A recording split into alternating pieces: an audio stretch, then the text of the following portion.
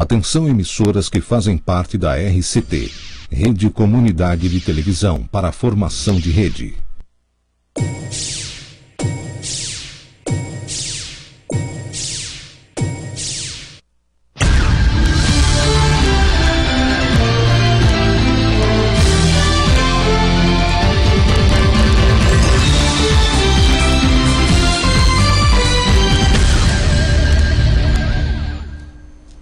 Boa noite, estamos começando mais um programa Conexão Política. Quero apresentar e agradecer de estar aqui ao senhor Felipe Miller, cientista político formado pela Universidade Federal do Rio Grande do Sul, e ao escritor, vereador e coordenador do espaço do vereador na Assembleia Legislativa, Felipe Brown. Hoje é a noite dos Felipes. Tá? Felipe, muito obrigado por estar aqui. Bem, Felipe, muito obrigado por estar aqui.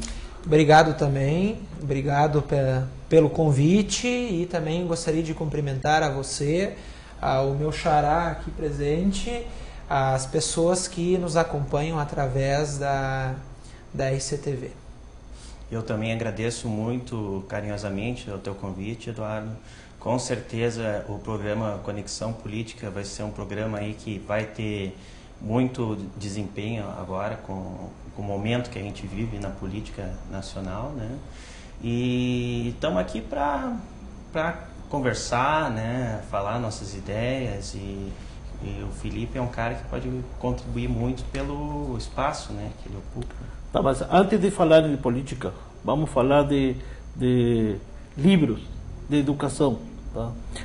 Felipe, tu já tem lançado 7 livros, e tu está lançando agora em abril o 8º livro. É um trabalho de 12 anos de pesquisas, visitando famílias no Vale dos Sinos, no Vale do Caí. Posteriormente também ampliei um pouco até a região das Missões, até outras regiões também de colonização alemã.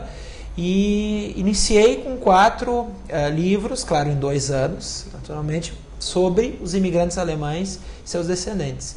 Depois, o 5º sobre Novo Hamburgo, sobre a história da nossa cidade, quer dizer, ao menos minha e do Felipe, né, e de alguns que nos acompanham através da TV, a sua cidade por opção, né, por essa aproximação que você teve, que você tem com Novo Hamburgo. Depois um sobre como as pessoas iam à praia, há 90, 100 anos atrás, que é o Tramandaí, as idas à praia no início do século XX. E ano passado publicamos um Linha Nova, a história de Linha Nova, que é o berço cervejeiro do estado do Rio Grande do Sul. E felizmente busquei muito com esses livros, busquei publicar histórias e também fotografias que a maioria das pessoas tinham guardadas nas suas casas, nos seus baús. Então, trazer isso para a comunidade, trazer isso para as pessoas, publicar e assim preservar e compartilhar isso, esse conhecimento. Deixa eu te fazer uma pergunta. Me conta essa história que tu tem parente argentino agora. Pois felizmente com as pesquisas, então, a gente descobriu muito sobre a nossa família, sobre as nossas raízes, e interessante... Mas ele é portenho ou argentino? Não, argentino, não é portenho. Argentino. Isso já ajuda. Ajuda bastante. Já auxilia. Um diferencial muito grande. Até foi interessante porque às vezes que estive lá para pesquisa e levei muito material, até eu disse para eles, olha, é interessante a região de vocês.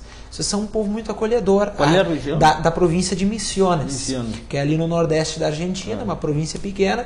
Se vocês são um povo muito acolhedor, mas vocês também são todos filhos ou netos de brasileiros.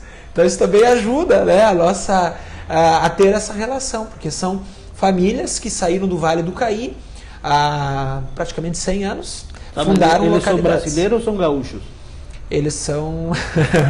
Bem, esse bairrismo, eles já se consideram, na verdade, descendentes de brasileiros, mas nós, quando vamos para lá e falando isso, a gente fala da questão do gaúcho mesmo, do teuto gaúcho, que é aquele gaúcho de origens alemãs que emigrou para lá. Me diz uma coisa, quando que vai ser o lançamento do 8º livro? Agora no dia 6 de abril, O 8º livro é o primeiro que não abarca tanto a questão só de história, é o meu primeiro livro sobre genealogia, que é sobre a família Kuhn, então a família da minha mãe, e a gente buscou, isso também é o meu primeiro livro em coautoria com um outro parente também pesquisador, e nós vamos lançar esse livro no dia 6 de abril, na cidade de Picada Café, na festa da nossa família, e se alguns, apesar de ser da família, todos estão convidados, mas se muitos não quiserem ir muito por essa questão de ser um encontro familiar, de ser um livro familiar,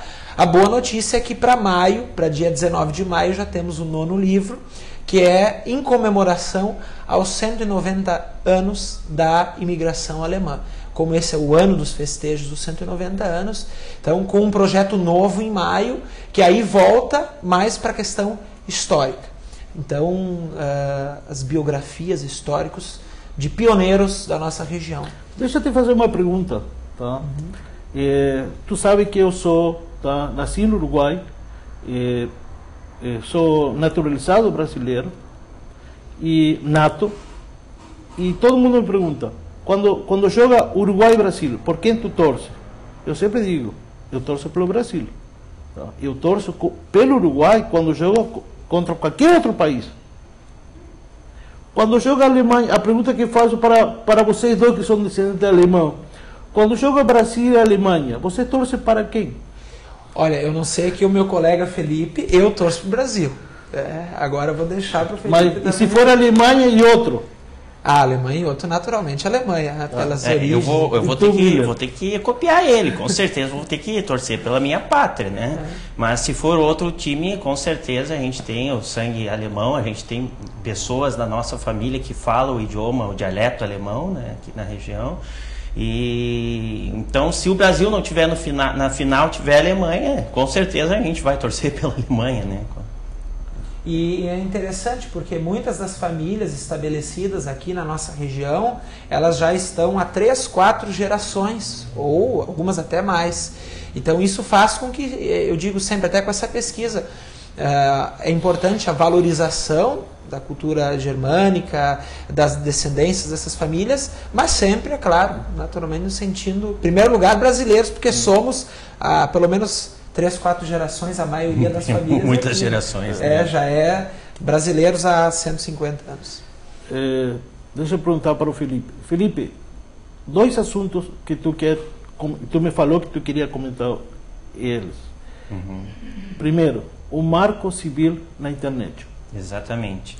Eu tive pesquisando o assunto, né, Eduardo, e o Marco Civil hoje tem se falado muito na mídia sobre isso, que é uma coisa que surgiu em 2009. Inclusive era para ter sido votado hoje e ficou para a semana que vem. Exatamente, já foi postergado mais de 25 vezes desde que entrou em pauta, 2 anos atrás, né? Esse ano já é a 11ª vez que é postergado, né? E se coloca culpa hoje no PMDB, né? no líder do PMDB, o Cunha, mas eu não vejo essa formação desse bloco e o PMDB culpado, porque realmente é um assunto polêmico, né?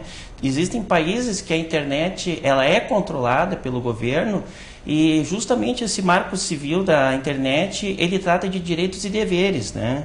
Então, quando a gente olha a legislação como cientista político, não como advogado, né, alguém que entenda de direito, a gente questiona essa legislação para ver o que vem junto com isso, né?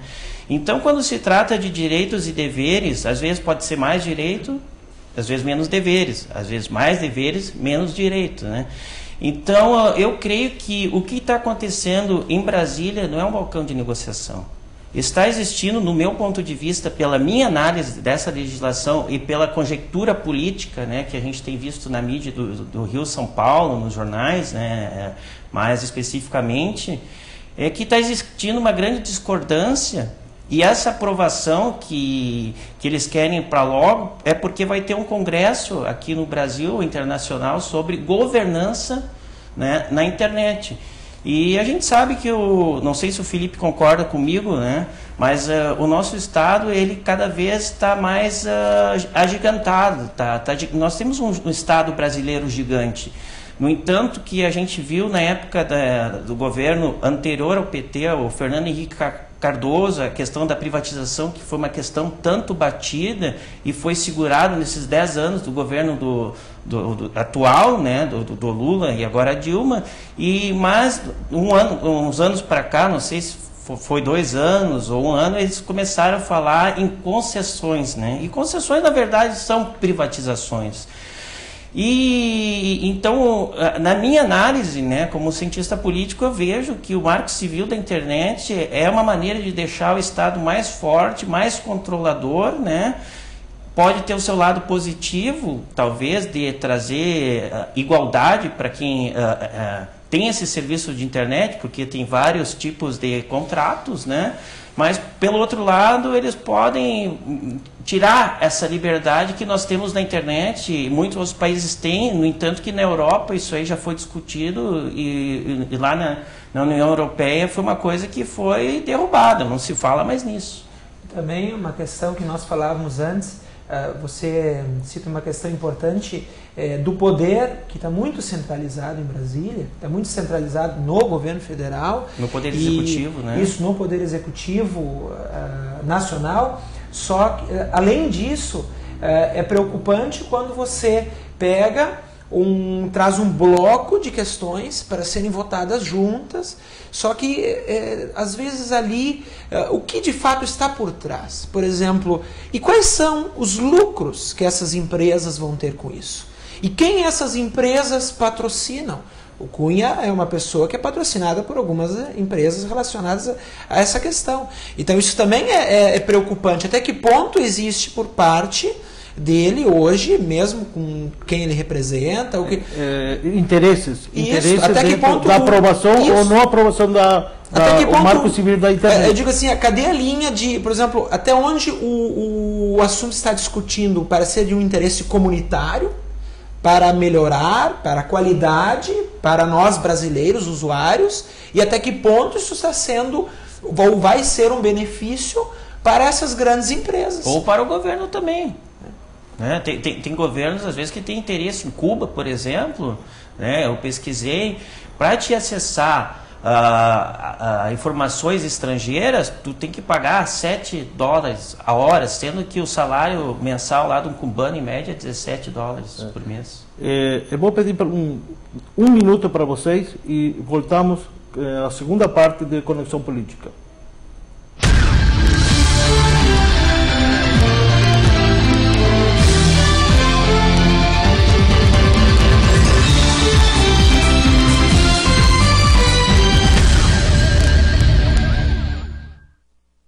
Essa é a RCT, Rede Comunidade de Televisão, um canal com conceito moderno, trazendo o melhor das séries de sucesso em todo o mundo e notícias da nossa gente, com um enfoque sério e imparcial, telejornalismo regional, com as notícias das cidades de abrangência da RCT, os seriados que fizeram e fazem sucesso e que conquistaram uma legião de fãs em todo o mundo.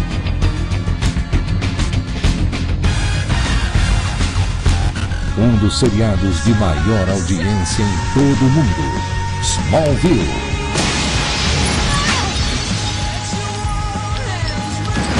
Eles são divertidos e topam qualquer coisa.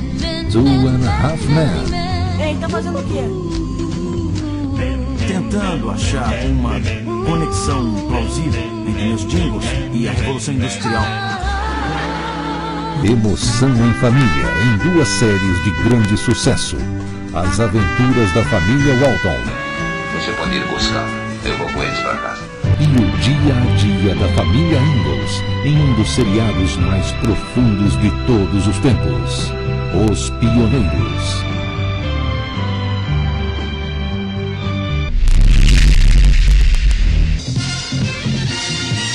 Os Patrulheiros da Califórnia em Grandes Aventuras. X. O que aconteceu? Sei lá, num minuto eu estava assim pertinho de botar as mãos em cima dele, aí puf! Eles são um esquadrão de elite e não levam desaforo para casa. Esquadrão Classe A. Don't matter. I'll walk before I fly. Hannibal, look. Os mistérios deste e de outros mundos investigados por 2 agentes do FBI. Arquivo X. Esta não é uma de suas teorias de arquivo X, é? Ele encontra saída para todas as situações de perigo. MacGyver. Por quê? Bom, acho que eu sempre fui muito supersticioso. Os melhores seriados de todos os tempos estão aqui na RCT. Um canal feito pra você. Aqui você se vê na TV.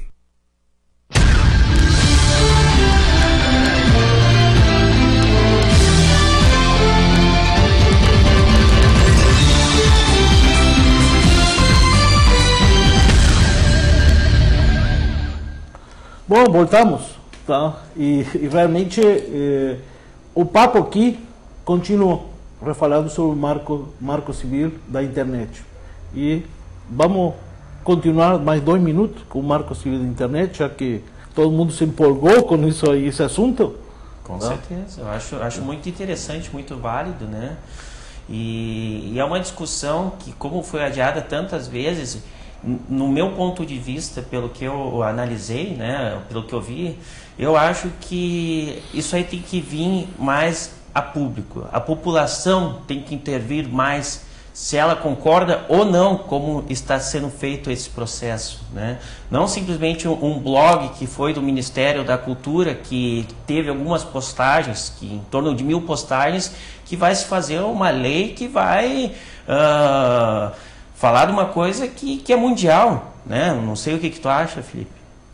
Não, eu concordo com você, isso tem que ser melhor debatido, porque quando as questões elas não são bem amadurecidas, às vezes, como falei anteriormente, num bloco você vota uma questão e acaba beneficiando, talvez não a interesses da comunidade, da população.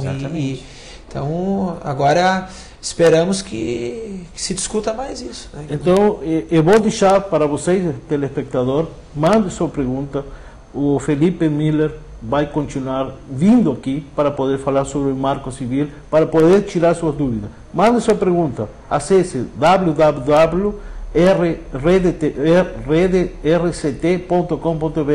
e envie sua pergunta. Felipe Brown. Tá. Eu estou aqui meio indeciso porque dois Felipe aí, quando olho, falo Felipe, fica meio complicado. Me explica uma coisa, tu está coordenando agora a Casa do Vereador na Assembleia Legislativa do Estado. Sim. Como funciona? Bem, como um trabalho já de 3 anos junto ao deputado Gilmar Socella, nesse momento, então... Inclusive, desculpa, quero te agradecer por tu ter trazido todo o discurso da posse do Gilmar Socella. Eu vou ler com muito carinho, tá? E gostaria muito, futuramente, poder trazer a Gilmar Socella aqui no programa para a gente informar. Certamente vou repassar o seu convite a ele. E acho que é muito importante que a gente possa também tê-lo em algum momento aqui na televisão e para que os telespectadores possam também acompanhar um pouquinho desse trabalho desenvolvido pelo deputado Socella. Quando ele, por um acordo interno, porque na Assembleia Legislativa sempre são as 4 maiores bancadas que escolhem quem será o presidente. Não estamos falando PMDB, PT... PP e PDT. Né? Então, cada um foi escolhido para um ano dessa legislatura e, em determinado momento, a nossa bancada reunida escolheu, então, os 7 deputados do PDT, o deputado Gilmar Socella para a presidência. Depois ele passou pelo crivo dos seus demais colegas, que também aceitaram, porque às vezes nem sempre isso é possível. E quando ele alcançou a presidência, foi empossado no dia 31 de janeiro, então eu fui empossado como coordenador do Espaço do Vereador, ou a Casa do Vereador, dentro da Assembleia Legislativa, que é um espaço onde nós estamos lá para atender todos os parlamentares municipais, os vereadores, de cada uma das 497 câmaras do Estado, mas também para atender a comunidade, para atender a todos. E uma coisa que a gente preza muito, aquele espaço, ele justamente é o elo É o elo entre, como falava, os parlamentos locais, municipais, e o nosso parlamento estadual. Muitas vezes os vereadores nos procuram para encaminhamento de demandas aos gabinetes dos deputados dos seus partidos, ou até mesmo às secretarias de Estado, às secretarias de governo. Então a gente faz lá com a nossa equipe, dentro do espaço do vereador, justamente esse caminho para eles, esse elo, para que eles tenham mais segurança também ao levar isso lá para serem atendidos, e eles também têm lá na utilização do espaço computadores à disposição, eles podem acompanhar muitos dos debates da Assembleia Legislativa. Nós temos lá o calendário do que acontece diariamente dentro da casa, tudo lá à disposição deles. E também promovemos através do espaço e participamos também, junto com a UVERGS, que é a União dos Vereadores do Estado do Rio Grande do Sul, nós promovemos seminários de capacitação. Então, nós participamos de alguns já, principalmente na região da Grande Porto Alegre, para que venham, então, pessoas representantes do Tribunal de Contas do Estado, do Ministério Público, muitos advogados, muitas pessoas que podem dar também a eles esse aporte para qualificar o trabalho deles ao retornar às suas câmaras, porque é impressionante, às vezes câmaras a 400 quilômetros de distância, a 500 quilômetros de distância. Então eles vêm a Porto Alegre e nós estamos ali para acolher a todos e a todas. Também, como falava anteriormente, a gente fica muito feliz de ver tanto a participação jovem, como também a participação de muitas mulheres na política. E eu faço uma colocação, sabe, Felipe? Esse espaço é muito importante porque a gente sabe que tem câmaras que não têm uma estrutura como tem uma Câmara de Porto Alegre, uma Câmara de Novo Hamburgo, uma assessoria, né? Até como tu falaste, a questão da segurança, né? A segurança jurídica, o vereador saber se ele está fazendo a coisa como é para ser feita, muitas vezes por falta de informação, né? Na sua própria localidade, vir a Porto Alegre, muitas vezes é interessante para ter um trabalho legislativo de qualidade, né? E para encontrar justamente esse aporte. Com certeza. Então, levar isso depois para os seus espaços. Exatamente. O PDT vai apoiar a Aécio Neves ou o Eduardo Campos? Bem, essa situação que vem sendo divulgada... Porque já tem candidato a governador que vai ser o sim. Vieira. E tem candidato ao Senado que vai ser Laci Martins. Tá? E a presidente?